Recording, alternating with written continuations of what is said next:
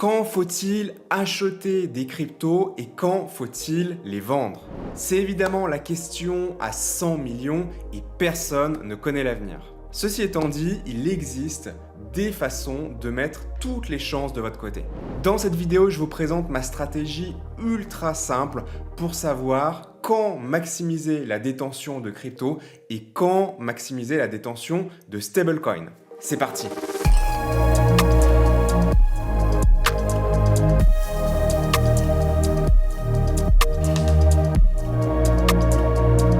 Bonjour à tous et bienvenue dans cette vidéo. Je m'appelle Sylvain Marx, je suis trader depuis bientôt 20 ans et fondateur de En Bourse, l'écosystème complet dédié à la pratique du trading indépendant. Si vous appréciez ce type de contenu, pensez bien à mettre un pouce bleu pour me signifier que je devrais en faire davantage. Si vous n'êtes pas déjà abonné à la chaîne, pensez à le faire maintenant afin de recevoir des notifications des futures vidéos. Et enfin, sachez que vous pouvez vous inscrire gratuitement sur la plateforme En Bourse. Le lien est en description et vous serez accueilli avec une formation d'initiation au trading offerte.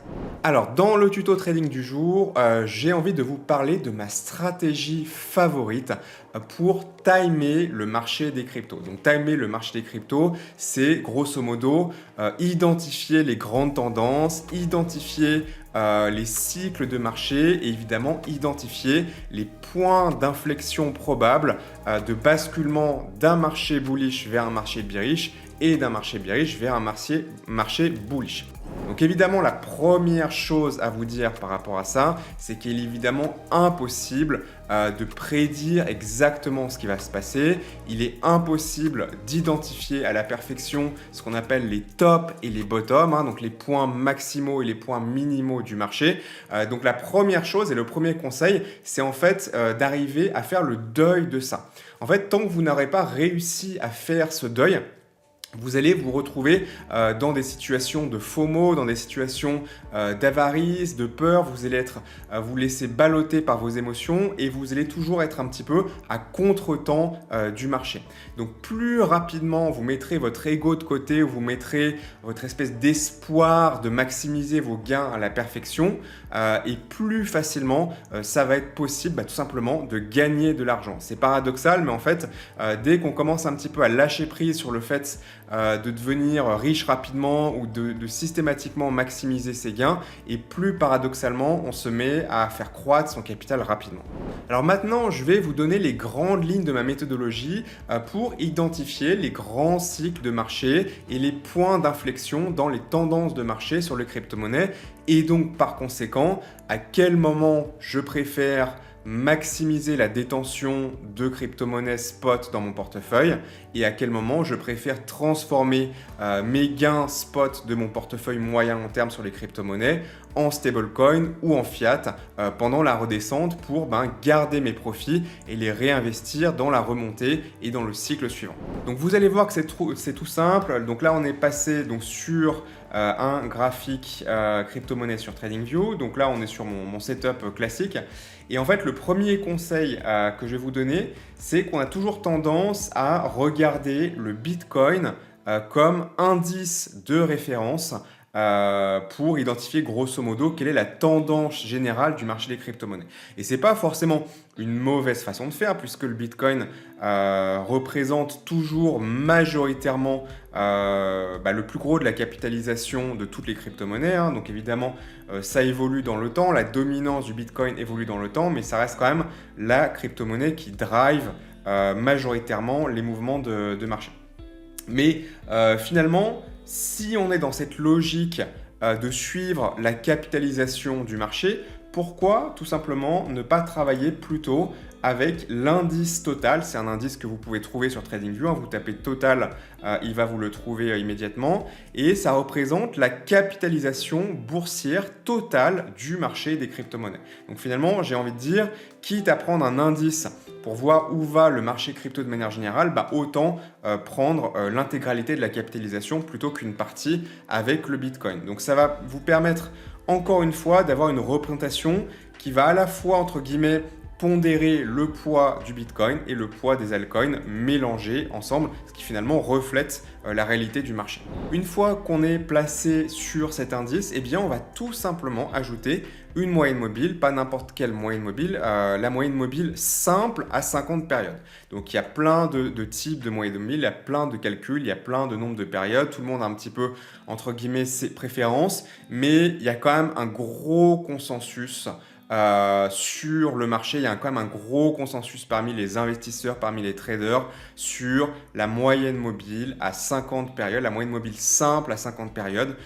Et évidemment, en analyse graphique, en analyse technique, les consensus, c'est quelque chose de très important puisque c'est ça qui va aussi déterminer les actions d'achat ou de vente d'une grande partie des traders et des investisseurs. Donc la moyenne mobile à 50 périodes, évidemment pas sur n'importe quelle unité de temps, on est positionné ici en journalier. Donc les deux unités de temps qui sont intéressantes pour identifier les grands cycles de marché, c'est le journalier et l'hebdomadaire. Moi j'aime beaucoup travailler avec le journalier parce que c'est un bon compromis entre avoir une bonne réactivité et en même temps filtrer quand même le bruit du quotidien. Et si on regarde un petit peu maintenant l'historique de ce qui s'est passé sur le total cap crypto-monnaie et sa relation avec la moyenne mobile à 50 périodes qu'on voit ici tracée en bleu. Donc l'idée évidemment c'est quand le prix croise et repasse au-dessus de la moyenne mobile, c'est un point d'inflexion bullish intéressant, donc un point de réentrer sur le marché des crypto-monnaies, si vous avez du fiat disponible, si vous avez des stablecoins disponibles, de les réinvestir dans un panier d'investissement de crypto-monnaies. Et quand le prix, alors attendez, je vais utiliser un outil dessin, ici par exemple, et quand le prix repasse sous cette moyenne mobile 50 en journalier, c'est peut-être le moment de commencer à repasser, en tout cas au moins partiellement, en stablecoin ou en fiat en attendant des points d'entrée plus bas. Donc ça n'est évidemment pas parfait, hein, c'est simplement une indication de tendance, une indication de cycle, mais on peut constater quand même que globalement, si j'entoure les principales zones d'inflexion, quand le prix a passé un certain temps au-dessus ou en dessous de la moyenne mobile et ensuite repasse de l'autre côté, globalement, je dis bien globalement, ça fonctionne quand même très bien.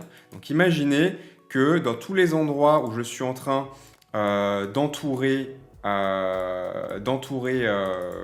là les croisements, eh bien ça correspond soit à des points d'achat, soit à des points de vente sur votre portefeuille de crypto-monnaie. Moi, je travaille toujours avec les clôtures de bougies. J'attends toujours la clôture de bougie pour éventuellement prendre une décision. Parce que vous pouvez avoir des énormes mèches sur le marché des crypto-monnaies qui peuvent totalement invalider une direction ou un signal. Ce n'est pas une stratégie complète, hein. Ma stratégie complète d'investissement sur les crypto-monnaies elle est évidemment beaucoup plus subtile que ça, avec d'autres paramètres à prendre en compte, des paramètres graphiques, des paramètres fondamentaux, etc. Je ne vous donne pas une stratégie complète aujourd'hui, je vous donne juste des éléments de travail pour travailler avec la tendance et les cycles sur les crypto-monnaies. Donc, le total cap, une moyenne mobile 5 et vous regardez globalement la relation du prix et de cette moyenne mobile et vous allez voir que globalement sur l'intégralité de la période sur laquelle on peut travailler, on voit ici que ça remonte jusqu'à 2014, ça fonctionne très bien. J'espère que cette petite astuce vous sera utile pour arriver un petit peu à comprendre dans quelle phase de cycle et dans quelle tendance vous êtes actuellement sur le marché des crypto-monnaies. C'est évidemment un élément parmi d'autres à mettre dans votre, dans votre set d'outils à disposition pour analyser la situation. J'espère que ça vous sera utile. Pensez bien à laisser un pouce bleu, vous abonner, nous rejoindre, lien description sur la communauté en bourse trading sur notre plateforme. Je vous dis à un prochain tuto trading et d'ici là, comme toujours, bon vent et bon trade. Salut!